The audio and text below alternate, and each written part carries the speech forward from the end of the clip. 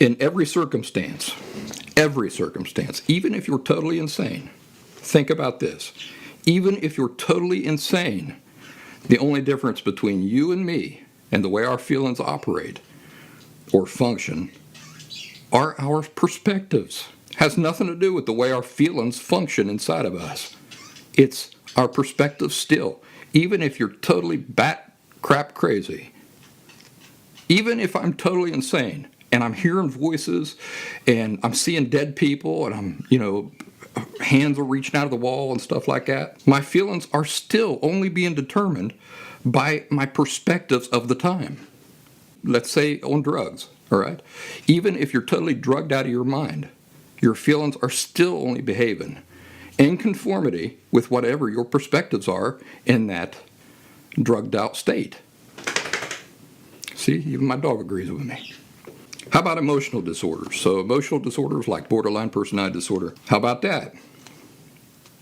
Again, the only difference, the only part of that is relevant at all is what perspectives is the person with borderline personality disorder operating with, in contrast to the perspectives that I'm operating with. So if somebody comes up to me and says, hey, you're ugly and worthless, what would that do? What would my feelings do in response to that? Hey, buddy, you're ugly and you're worthless.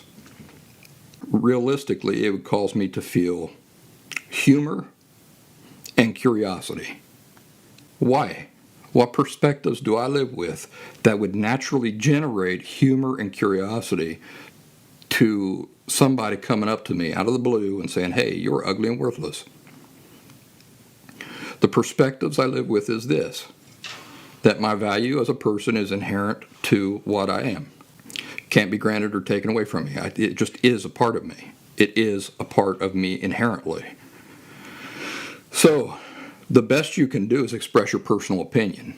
So you come up, you can say whatever you want about me, but if it contradicts what I know to be inherently true, then it's just your opinion, and I just view it as your opinion. And because your opinion's so far removed from what I know is true, that's humorous to me. Now, why am I curious? I'm curious because I'm wondering what's wrong with you emotionally. Now the person who just walked up to me, I'm watching them almost like a curiosity, trying to figure out what is wrong with that person. That person's got some interesting things wrong with him or her. I want to let them talk for a little bit and see if I can figure it out. That's how I would my feelings would naturally respond to something like that. Humorous and curious. But what would a person's feelings naturally do if they have borderline personality disorder and somebody comes up to them and says, hey, you're ugly and worthless?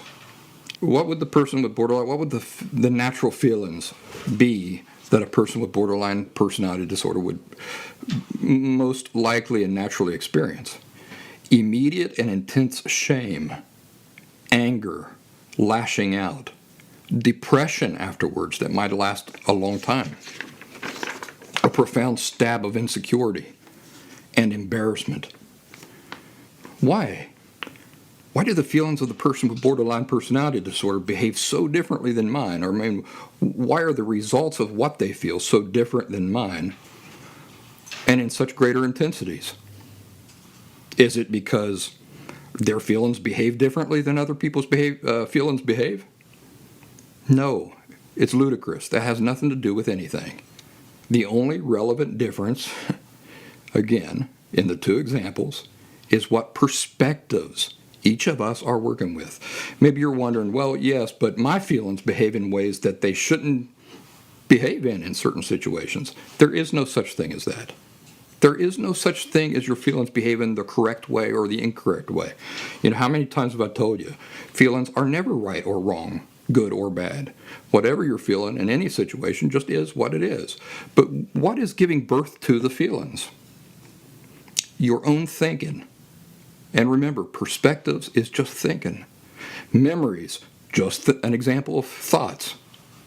Dreams, also just an example of thoughts.